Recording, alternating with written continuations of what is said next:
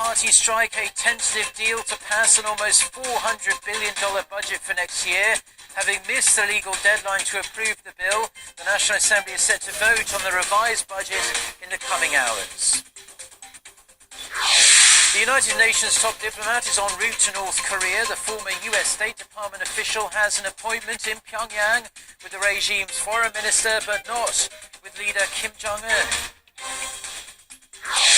First dead after playing a pivotal role in his country's ongoing civil war, Yemen's former president Ali Abdullah Saleh is killed in an ambush by his former allies, the Houthi rebels. Stay tuned for these stories and more.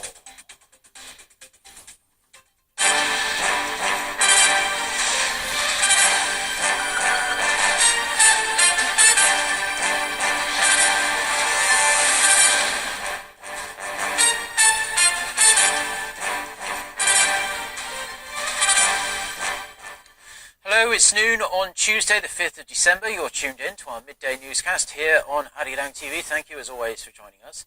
I'm Mark Broom. So let's start with the long-awaited breakthrough at South Korea's parliament. After rival parties on Monday reached a tentative agreement over the budget for next year, the revised bill will be put up for a full floor vote today. 3 days late, but it seems the budget bill is on course to get the green light. For more, let's connect to our political correspondent Kim Min-ji, who's standing by at the National Assembly for us. So Min-ji, we hear the budget vote has been delayed.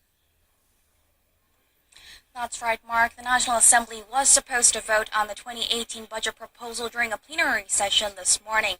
However, the Parliament's Budget Committee is still fine-tuning the details of the proposal, so as of now it seems the vote will be held later in the afternoon or possibly even in the morning. Now, the plenary session was scheduled for 11 a.m. but still has yet to convene, but will do so shortly, where lawmakers will vote on subordinate budget bills. Once that's done, the meeting will adjourn and resume once the proposal is ready. Now, in order for the budget to pass, it requires majority support. The ruling Democratic Party of Korea is short of a majority, so cooperation from the opposition is essential. The budget vote comes 3 days after the legal deadline of December 2nd came and went. The three main political parties reached a tentative agreement last night, which came after marathon talks. The main opposition Liberty Korea party said despite the compromise, they are still opposed to key contentious issues. Yes, Min-ji, in fact, this agreement came after grueling talks that lasted days, and there had been several sticky points, really. Can you walk us through the compromise they actually reached on Monday? Well, the most contentious issue was the creation of public sector jobs. The ruling Democratic Party of Korea initially wanted to add over 12,000 new jobs next year, while the opposition demanded that that figure be slashed. Now, the agreement they reached was 9,475, and that the labor force in the public sector also be redistributed. Another area of contention was the $2.7 billion to be set aside for small companies to cushion the fallout from next year's hefty minimum wage hike. Rival parties agreed to keep the budget as it is for 2018, but said the cash support will be changed to indirect forms like tax cuts in the following year. The Stability Fund for 2019 cannot exceed the figure set aside for this year or for next year either. For child benefits and basic pensions, the rival parties agreed to have the program start later in the year, as well as change the criteria for those eligible. As for the much disputed tax reform proposal, they agreed to raise the corporate tax rate to 25% for businesses with taxable profit of more than $300 million instead of the $200 million proposed by the government. Now, that's basically the gist of it. Now we will have to wait what decision the parties actually make. Back to you, Mark. Okay, Min-ji, thank you very much for that report from the National Assembly on the budget vote, which we are still waiting to see. Now, in other news, it has been announced that a senior UN official will visit North Korea on Tuesday. It's the first visit by a senior UN official in 6 years. Despite Pyongyang's latest missile provocation, observers will be looking to see whether the visit could pave the way for further talks with the regime. Kwon Jang-oh with the story. Jeffrey Feltman, the United Nations Under-Secretary General for Political Affairs, will be heading to North Korea on Tuesday. The UN confirmed that he'll be staying for 4 days and will meet with several senior North Korean officials, including Foreign Minister Ri Yong-ho and Vice Minister Park Myung-gu. The visit was said to have been discussed on the sidelines of the UN General Assembly in September, but not confirmed until recently. The visit is a response to a long-standing invitation from the authorities in Pyongyang for policy dialogue with the UN. We were able to confirm the visit on Thursday, November 30th. It'll be a wide-ranging discussion. I'm not going to go into any detail, but it will be a wide-ranging policy discussion. It'll be the first time a senior UN official has visited the reclusive state since the former UN aid chief Valerie Amos visited in October 2011, and it comes as tensions have been renewed after Pyongyang test-fired its latest, most powerful ballistic missile yet last week. In response, US President Donald Trump had threatened more unilateral sanctions, but so far no resolution from the UN Security Council has been forthcoming. The spokesperson added that the Undersecretary will meet with some of the 50 members of staff working for the 6 UN agencies in North Korea and will visit some of the UN projects himself. An official from the South Korean government welcomed the move, saying that the government hopes this opportunity leads North Korea to open dialogue with the international community. Kwon Jang-woo, Arirang News. Now, North Korea is pretty hot under the collar about the South Korea-US joint aerial drills that kicked off on Monday and will last throughout the entire week, but they're not the only ones. China is expressing its discontent with its own aerial exercises over the West Sea and the East China Sea, sending a message to Seoul and Washington. China's Air Force wargaming in the region involves surface-to-air missile forces, fighter jets and early warning aircraft. Though the drills involved multiple jets flying routes and areas they had never flown before, the spokesperson for the Air Force did not specify the day or days during which the drills took place or the exact locations the planes actually travelled. The Chinese Air Force said it will conduct high-sea exercises under combat conditions on a regular basis as it aims to improve readiness and safeguard the country's strategic interests.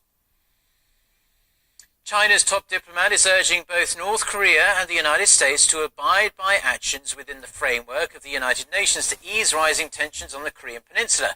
While calling for the full implementation of UN sanctions on Pyongyang, Wang Yi also took aim at Washington's unilateral measures targeting the North. Eugene He reports. China's Foreign Minister Wang Yi on Monday called on all countries to abide by UN Security Council resolutions regarding the North Korean nuclear issue. Wang, speaking to reporters after a meeting with his Mongolian counterpart, said it was regrettable that all parties involved failed to capitalize on China's appeals to ease tensions. Wang made it clear that China was strongly opposed to North Korea's nuclear and missile programs and had fully implemented all relevant UN resolutions on the matter. He said it was the international duty of all UN members to strictly adhere to decisions made by the Security Council.